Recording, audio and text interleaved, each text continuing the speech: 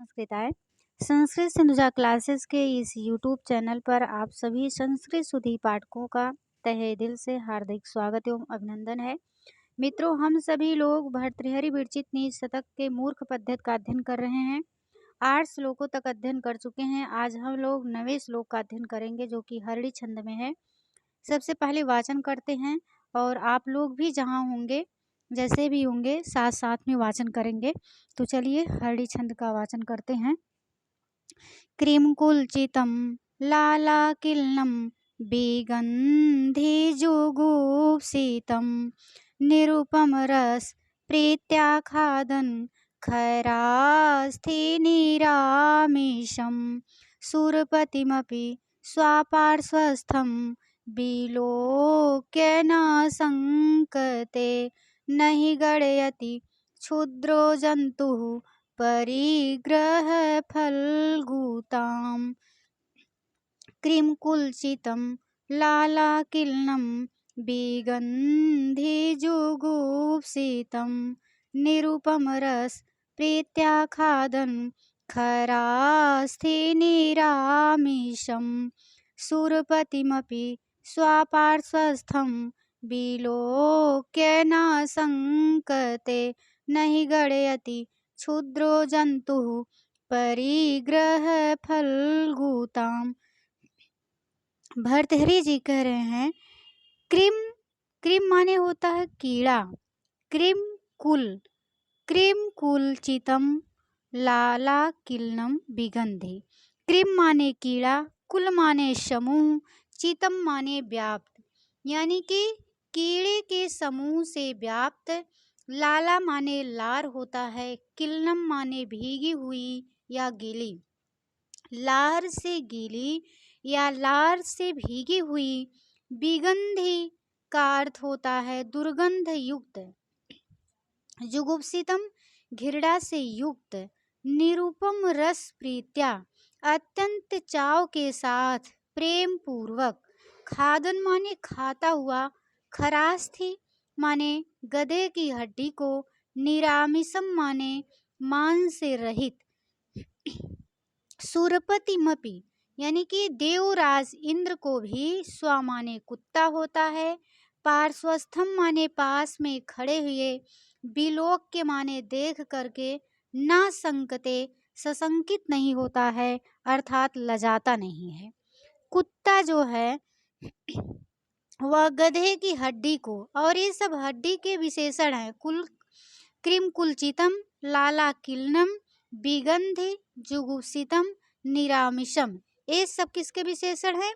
खरास्थि यानी कि गधे की हड्डी की सब विशेषण है। गधे की हड्डी कैसी है? वह मांस से रहित है, कीड़ों के समूह से व्याप्त है, लार से भीगी हुई है, दुर्गंध से युक्त है और घृणा से युक्त है। ऐसी हड्डी को अत्यंत चाव के साथ, निरुपम रस प्रीत्या अत्यंत चाव के साथ, खादन मतलब खाता हुआ, स्व माने कुत्ता, पार्श्वस्थम माने पास में खड़े हुए, सुरपतिमपि यानी कि देवराज इंद्र को भी पार्श्वस्थम पास में खड़े हुए, विलोक मतलब देख करके, ना संकते लजाता नहीं है। जो कुत्ता होता है वह हड्डी को खाता हुआ, और हड्डी कैसी है? कीड़े के समूह से व्याप्त है, लार से भीगी हुई है, दुर्गंध से युक्त है, घृणा से युक्त है, मांस से रहित है। ऐसी हड्डी को खाता हुआ कुत्ता, अत्यंत अत्यंत चाव से खाता हुआ कुत्ता, पास में खड़े हुए यानी कि किसको खड़े होने पर?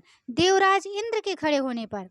पास में देवराज इंद्र के भी पास में खड़े हुए देख करके ना संकते लजाता नहीं है, यानी कि सशंकित नहीं होता है।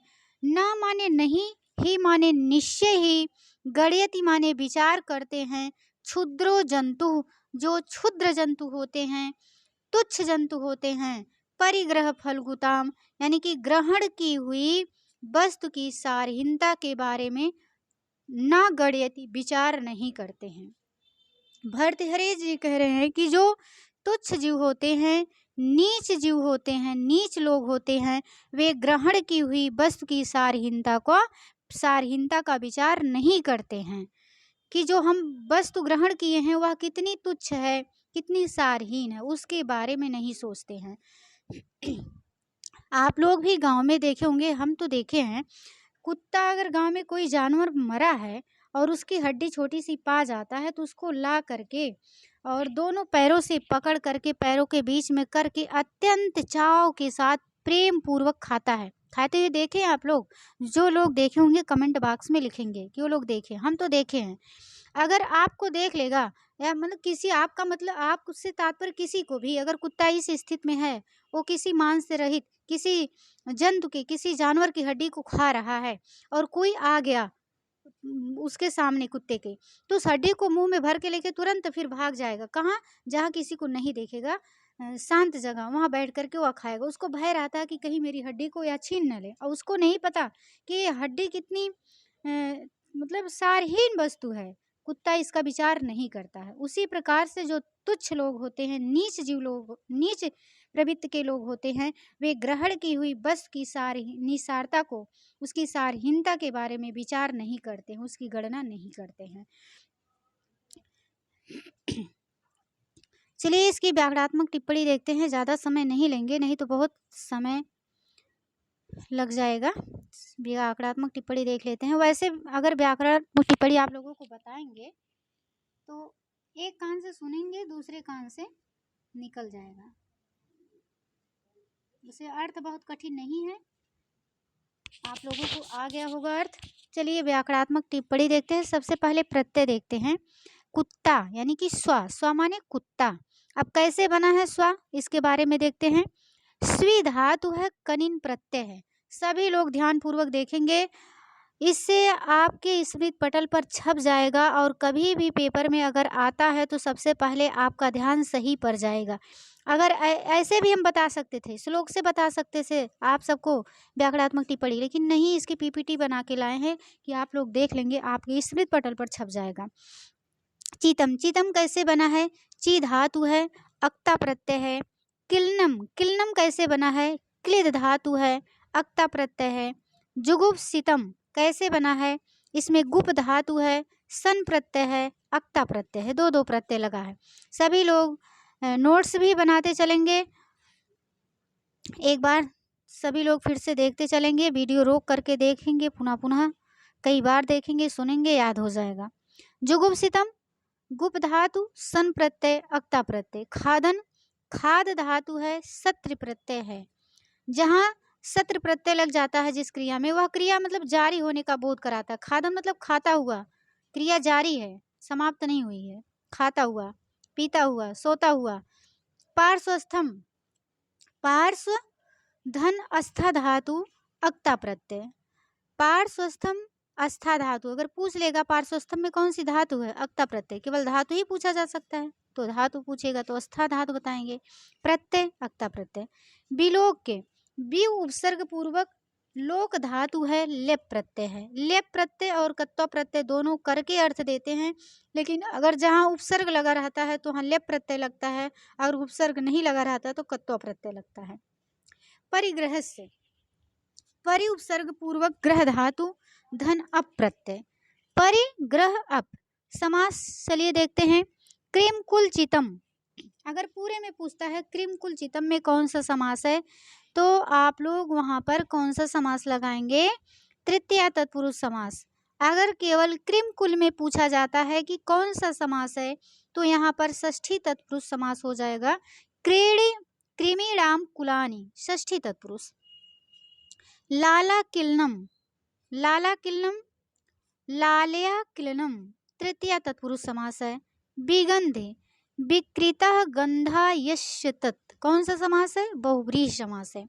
विकृतः गंधा यानी कि जिसकी गंध फैली हुई है, यस्य तत् बहुव्रीहि समास। विकृतः गंधा यस्य तत् बहुव्रीहि। निरामिषम, निर्गतम आमिषम यस्मात् तत्, कौन सा समास है? प्राद बहुव्रीहि समास है, प्राद बहुव्रीहि समास। खरास्ति, खराणाम अस्थि, कौन सा समास है? षष्ठी तत्पुरुष। निरुपमा, नास्ति उपमा यस्य सः निरुपमा, यानी कि जिसकी कोई उपमा नहीं है, कौन सा समास है? प्राद बहुव्रीहि समास है। निरुपमा, निरुपमा में अगर पूछा जाता है तो आप लोग प्रात बहुव्रीहि समास लगाएंगे। अगर निरुपम रस में पूछा जाता है तो वहाँ कर्मधारय समास लगाएंगे। निरुपमा रसः विशेषण विशेष हो गया कि रस कैसा है, निरुपम है। रसः निरुपमा, रस कैसा है, निरुपम है, तो वहाँ पर कर्मधारय समास हो जाएगा। निरुपम रस प्रीत्या अगर पूरे में पूछता है तो सप्तमी तत्पुरुष समास लगाएंगे।